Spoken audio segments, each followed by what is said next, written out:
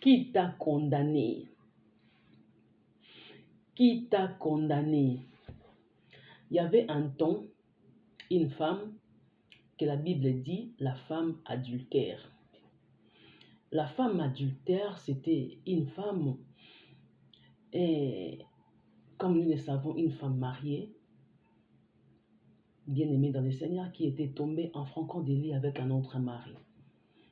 Et les Sadducéens, tous ces gens-là que nous connaissons, les Sadducéens, les pharisiens, on peut les surnommer aussi dans d'autres choses, dans d'autres noms.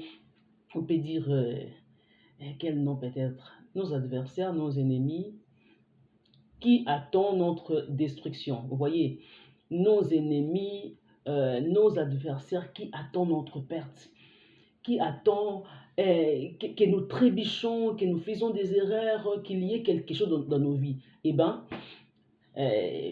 par une distraction quelconque, ça s'est passé aussi, nous sommes tombés. Oh, erreur, nous sommes tombés dans le péché, nous sommes tombés dans l'impudicité, nous sommes tombés dans l'adultère, nous sommes tombés en quoi? Dans le mensonge.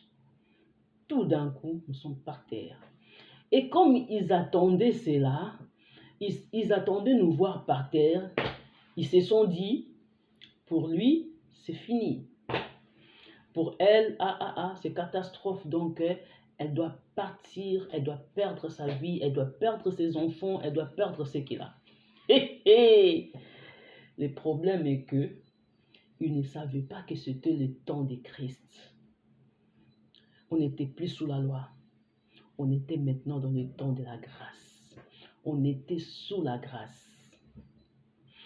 Et une grande erreur, ils prirent la femme, ils allèrent devant Christ pour dire, cette femme mérite la mort. Et toi, Christ, que dis-tu? Parce que la loi de Moïse a dit ceci, la loi de Moïse a dit cela, et maintenant, cette femme doit partir. Elle doit mourir parce que le diable attend ta destruction. Il attend qu'un jour tu mettes tes pattes dehors. Il attend que tu trébuches, que tu fais des erreurs, que tu commettes des erreurs, que tu fais quelque chose, paf, il te prend. Il attend cela. Et si ça se passe comme ça, je te dis, tu auras tous les pharisiens à tes côtés, tous les sadducéens à tes côtés qui vont se lever pour te lapider. Tu auras tous ces gens qui vont dire n'importe quoi. Alors qu'à ce temps, tu te sacrifies, tu sers Dieu, tu combats dans ta vie, tu vois personne t'aider, hein. Tu vois personne à tes côtés, hein. Mais les jours, ça je mets entre parenthèses, je ne dis pas que tu vas tomber, mais s'il arrive que tu tombes, c'est alors que tu verras les gens qui vont t'aider à mourir, qui vont t'aider, qui vont t'enterrer. Donc ils vont t'aider pour être enterré. Donc ils viendront uniquement pour que tu disparaisses. Mais là, étant vivant, tu te bats, tu te tracasses, il n'y a personne qui vient à ton aide. Ils ne savent pas du sacrifice que tu es en train de faire. Ils ne savent pas comment est-ce que tu es en train de combattre pour avancer, pour faire ça et là. Non, ils ne sont pas là pour ça. Ils ne sont pas là pour ton avancement. Ils sont là pour ta destruction. Ils ne sont pas là pour que tu avances, mais ils sont là pour que tu disparais. Vous voyez ce que dit la femme adultère? Donc ce message nous dit comme ça. Ce message est interprété d'elle-même, donc est interprété de lui-même. Donc c'est-à-dire, ils attendent qu'une femme, ils attendent tout simplement qu'une femme tombe, une femme disparaisse, que tu commettes des erreurs, que tu dis quelque chose comme ça, et ils prennent. Donc ils laissent tout ce bien, toutes ces bonnes choses que tu disais. Ils prennent seulement 2 petits mots que tu as fait des erreurs. Ils disent, regarde ce qu'il a dit. Regarde ce qu'il a fait. Regarde là où il est tombé.